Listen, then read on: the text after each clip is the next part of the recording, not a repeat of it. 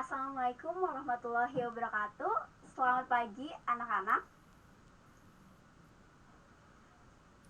Waalaikumsalam warahmatullahi wabarakatuh. Selamat pagi. Waalaikumsalam. Ya, terima kasih anak-anak. Berjumpa lagi di pertemuan kedua dengan saya. Pada pertemuan kemarin kita sudah membahas mengenai apa itu website, mengenal sedikit apa itu website, bagaimana proses pembuatan website, dan kelebihan dari kekurangan website yang menggunakan CMS atau Content Management System. Pada pertemuan kali ini kita akan membahas atau lebih mengenal nih apa itu Content Management System. Sebelumnya pada pertemuan kali ini saya sudah memakai ekstensi di Zoom. Jadi buat anak-anak untuk daftar absen gitu ya, presensi itu sudah otomatis terekam gitu ya. Oke, langsung aja kita pada pengenalan nih apa itu manajemen content management system. Oke, sebentar ada tukang tahu bulat.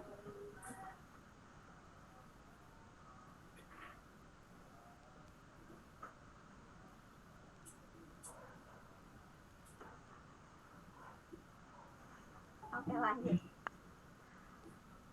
Oke, yang pertama kita perlu mengenal nih apa itu CMS. Yang tadi telah Ibu sampaikan bahwa CMS merupakan singkatan dari Content Management System. CMS ini merupakan sistem. Bocor ya suaranya, guys? Enggak terlalu. Oh, enggak. Oke. Ulang ya, mohon maaf. Oke, yang selanjutnya kita perlu tahu nih pengertian dari CMS, atau yang tadi Ibu sudah sempat singgung nih di depan untuk CMS itu merupakan singkatan dari Content Management System.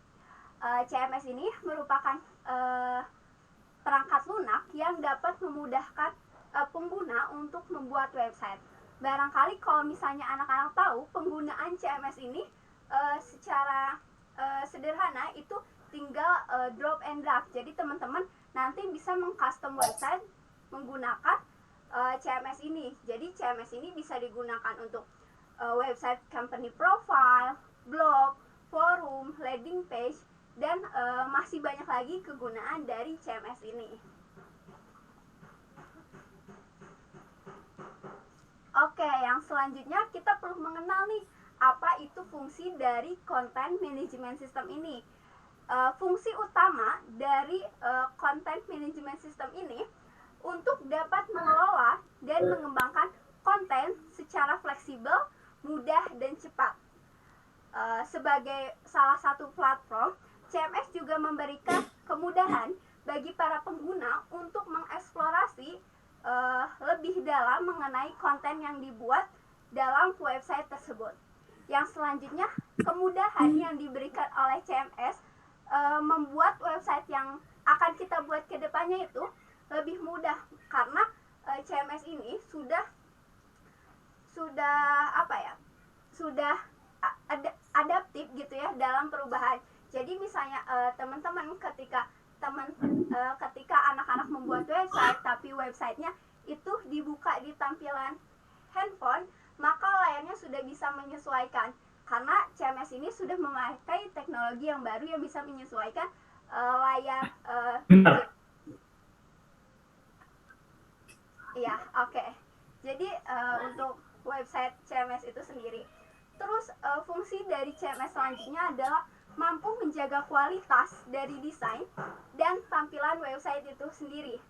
Hal ini sangat diperhatikan atau diperlukan gitu oleh para pengunjung website agar mendapat pengalaman dari sisi user gitu. Jadi misalnya teman-teman nanti sudah membuat website, yang pertama akan dilihat oleh para user itu adalah tampilan dari website. Apakah website itu akan tampilannya menarik untuk user scroll gitu, atau temanya kurang pas gitu. Jadi tema dari website itu bisa disesuaikan dengan target untuk siapa sih website yang kita buat itu. Target pasarnya disesuaikan dengan style desainnya gitu ya. Yang selanjutnya ada macam-macam content management system. Mungkin kalau misalnya anak-anak tahu, kalau misalnya kita browsing nih di Google, ada tuh biasanya Blogspot, ada tuh biasanya WordPress. Nah, itu adalah salah satu contoh dari content management system. Boleh dilanjut? Ya, yang pertama ada WordPress.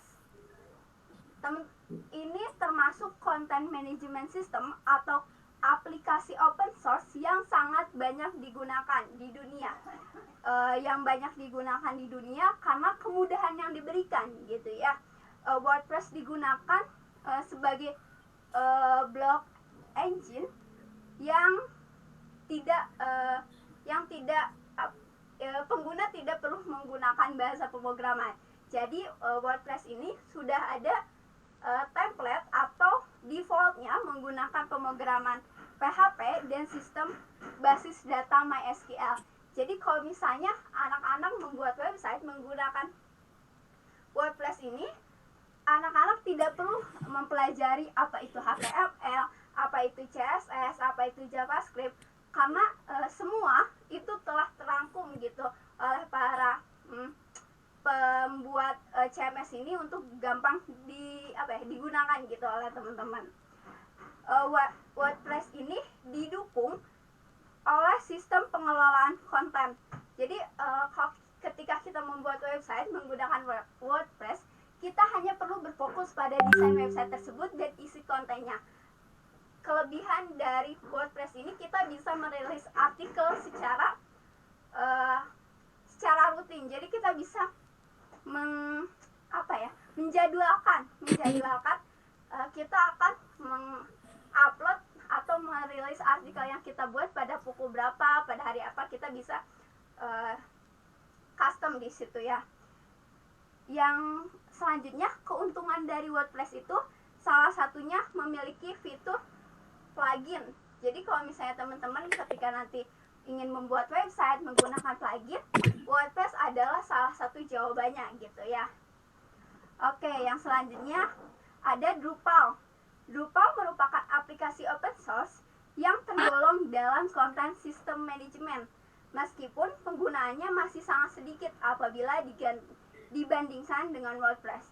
Proses instalisasi Drupal sama seperti aplikasi CMS lainnya, sama seperti WordPress tadi gitu yang sudah disebutkan. Kelebihan dari Drupal CMS ini adalah sisi keamanan yang sangat diperhatikan oleh pengembang atau oleh developer yang membuat Drupal ini. Kemudian mudah digunakan dalam menyusun konten dan bersifat fleksibel. Untuk variasi terbaru dari Drupal telah memahami berbagai perubahan dari optimalisasi penggunaan CSS, JavaScript, dan perbaikan change-nya itu sendiri. Yang selanjutnya ada Joomla. Joomla ini merupakan gabungan dari WordPress dan juga Drupal. Jadi ketika kita membahas Joomla ini salah satu bentuk sistem manajemen yang kontennya cukup banyak digunakan gitu di dunia jika dibandingkan dengan Drupal tadi. Jadi ketika kita mengambil ranking secara penggunaannya, WordPress itu peringkat pertama, Joomla peringkat kedua, dan Drupal itu peringkat ketiga. Joomla memiliki prinsip model, view, dan controller yang seperti prinsip pengembangan pada proses atau perangkat lunak yang sering digunakan dalam content system management. Mungkin itu aja yang dapat Ibu sampaikan. Sebelum Ibu tutup, apakah ada yang ingin ditanyakan?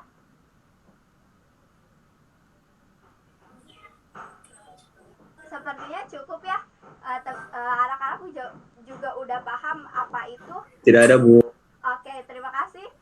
Mungkin langsung ditutup aja. Untuk tugas pertemuan selanjutnya sudah Ibu masukkan ke Classroom. Jadi anak-anak bisa ngecek Classroom-nya. Untuk deadline tugasnya 1 minggu.